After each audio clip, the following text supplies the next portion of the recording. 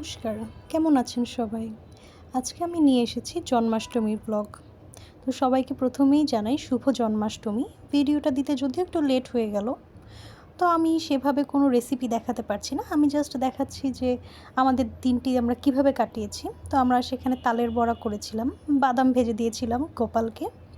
তো আমি এক চুলায় বসিয়ে দিয়েছি ক্ষীর, আরেক চুলায় বসিয়েছি সাবুর পায়েস। তো আমরা যেহেতু অনেকগুলো আইটেম মোটামুটি চেষ্টা করেছি রান্না করার, তো আমি, আমার মা, আমার ছোটো বোন, আমার একটা দিদি সবাই মিলে একসাথে করেছিলাম।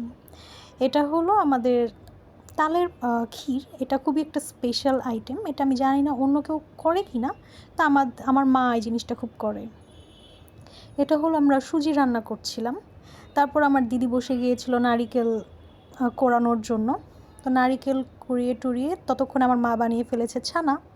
এখন বানানো হচ্ছে মালপোয়া। তা আমি মালপোয়া বানানোটা আজকেই শিখেছি। এর আগে কখনো আমি মালপোয়া বানাতে পারতাম না।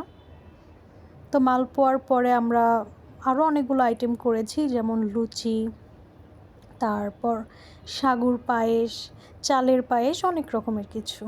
তো এই যে আমাদের মালপোয়া বানানো অনেকটাই হয়ে গেছে।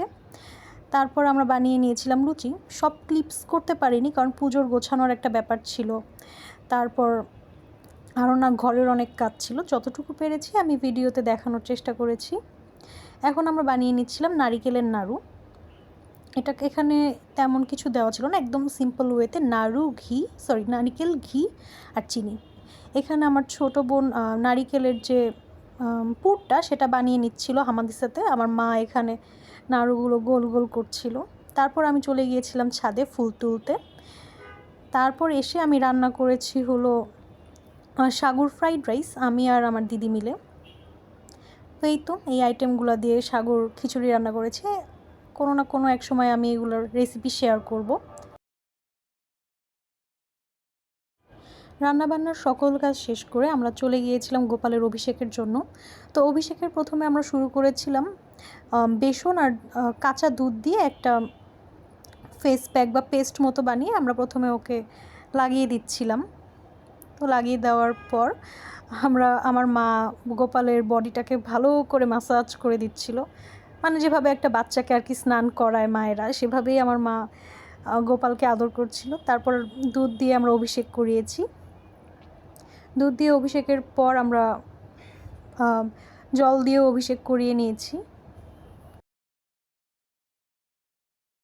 অভিষেক করিয়ে তারপর আমরা চলে গিয়েছি গোপালকে সাজানোর জন্য। প্রথমে আমরা ড্রেস পরিয়ে দিয়েছি, আমার মা সব করছিলেন।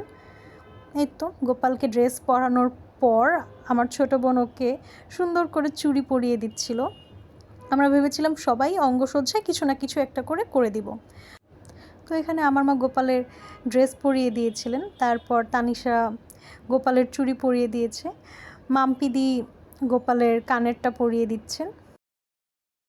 তারপর আমি পরিয়ে দিয়েছিলাম গলার একটা চোকার। গোপালকে সাজানোর পর এত সুন্দর লাগছিল, মনে হচ্ছিল সারাদিন কোলে করে নিয়ে বসে থাকি। তারপর আমরা চোকার টোকার পরিয়ে তাকে চুল দিয়ে সাজিয়ে দিলাম। তারপর আসলো পাগড়ি। পাগড়িটা পরানোর পর একদম ছোট্ট একটা রাজপুত্রের মতো দেখাচ্ছিল, খুবই সুন্দর লাগছিল গোপালকে। তারপর আমরা গোপালকে অঙ্গসজ্জা করানোর পর শাস্ত্রবিধি অনুযায়ী পূজা পাঠ সম্পন্ন করে নিচ্ছিলাম। এটা হলো আমাদের গোপালের সম্পূর্ণ ভোগ। আমি একটু দেখিয়ে দিচ্ছি। এখানে অনেক রকমেরই আইটেম ছিল, মানে আমরা যতটুকু পেরেছি চেষ্টা করেছি আর কি একটু ভালো মতো গোপালকে ভোগ দেওয়ার।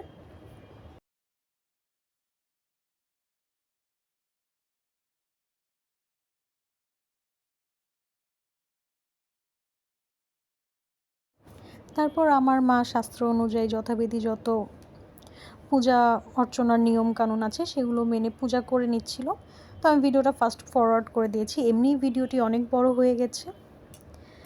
এই তো আজকের আপাতত সব রকমের আচার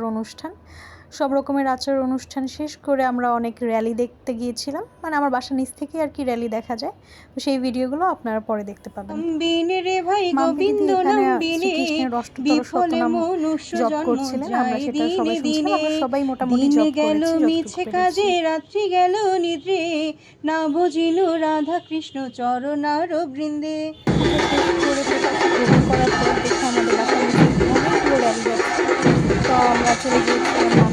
বাসায় সেই র্যালিগুলো দেখতে। মানে আমাদের বারান্দা থেকে দেখা যায় না, এটা দিদিদের ব্যালকনি থেকে দেখা যায় খুব সুন্দরভাবে। তো যতটুকু পেরেছি আমি ভিডিও করেছি।